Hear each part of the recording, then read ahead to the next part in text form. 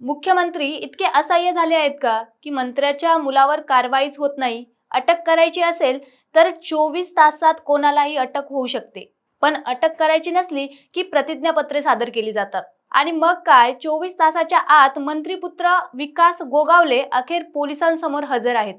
महाड नगरपालिका निवडणूक राडा प्रकरण, सत्ता, कायदा आणि न्याय यांच्यातील संघर्षाची थरारक कहाणी। रायगडच्या महाड नगरपालिकेच्या निवडणुकीदरम्यान उसळलेला तो राडा आज पुन्हा एकदा हे प्रकरण राज्यभर चर्चेत आलंय। या प्रकरणाची सुनावणी मुंबई उच्च न्यायालयात सुरू झाली आणि मग इथेच सगळ्यात मोठा स्फोट घडून आला।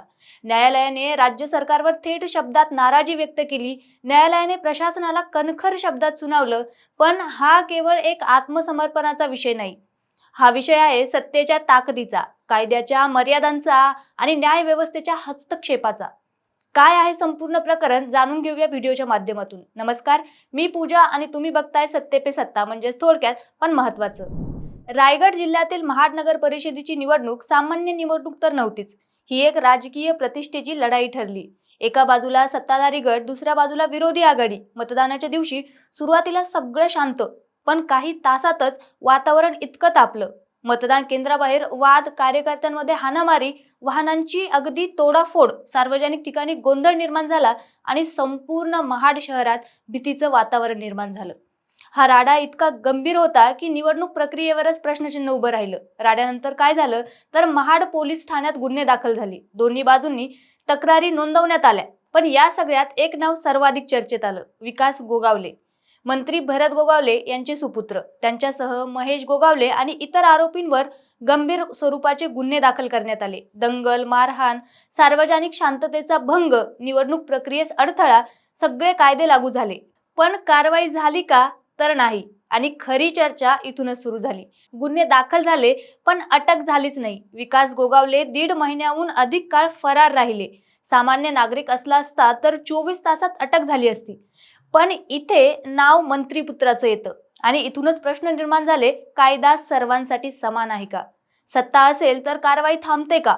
सामान्य माणूस आणि सत्ताधारी माणसांसाठी कायदे वेगळे आहेत का? हे प्रश्न जनतेचे होते, पण लवकरच हेच प्रश्न न्यायालयातही पोहोचले।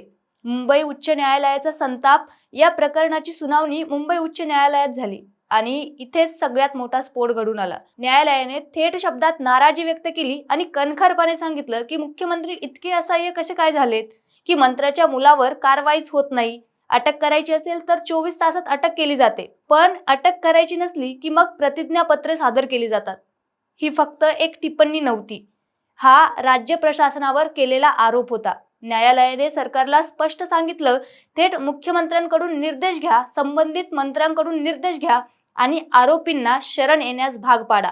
यानंतर न्यायालयाने स्पष्ट आदेश दिला की विकास गोगावले यांनी आत्मसमर्पण करावे। हा आदेश म्हणजे सत्तेला दिलेला थेट संदेश होता, कायदा सत्तेपेक्षा मोठा आहे याचाच परिणाम म्हणून अखेर आत्मसमर्पण झालं देखील। आणि आज 1.5 महिन्याच्या फरार अवस्थेनंतर विकास गोगावले त्यांच्यासह 7 आरोपी अखेर महाड पोलीस ठाण्यात हजर झाले आहेत। DYSP शंकर काळे यांनी याची अधिकृत माहिती माध्यमांवर दिली आहे। खरं तर ही केवळ हजेरी नाही, ही न्यायालयीन दबावाची परिणामकारकता आहे। महाड राडा प्रकरण म्हणजे फक्त गुन्हा नाही, राजकीय हस्तक्षेपाचं, सत्तेच्या प्रभावाचं, पोलीस प्रशासनाच्या मर्यादांचं आणि न्यायालयीन हस्तक्षेपाचं हे एक मुख्य उदाहरण आहे। सत्ता मोठी असू शकते, पण कायदा त्याहूनही मोठा असतो। महाड नगरपालिका राडा प्रकरणात आता पुढे काय होणार, तपास कुठल्या दिशेने जाणार आणि खऱ्या अर्थाने आरोपींवर कारवाई होणार का, की राजकीय समीकरणात प्रकरण दाबावलं जाणार? हा प्रश्न अजूनही अनुत्तरितच आहे। तुमचं मत काय, कमेंटमध्ये नक्कीच सांगा आणि अशाच माहितीपूर्ण व्हिडिओसाठी पाहत राहा सत्ते पे सत्ता, म्हणजे थोडक्यात पण महत्त्वाचं। अहो मला सारखा दम लागतोय हो। आज माझा अजिबातच मूड नाहीये। मला ना कसं तरी होतंय, माझ्या हातापायाला मुंग्या येतायत हो। माझं खूप डोकं दुखतंय आज। अहो माझ्या थायरॉइडच्या गोळ्या संपल्या आहेत, लवकर आणून द्या ना। या सगळ्या कुरकुरी आपण देखील रोज ऐकता का? हो ना। अहो या त्रासावर सोपा उपचार आहे, डॉक्टर चाटेज होमिओपॅथी क्लिनिक।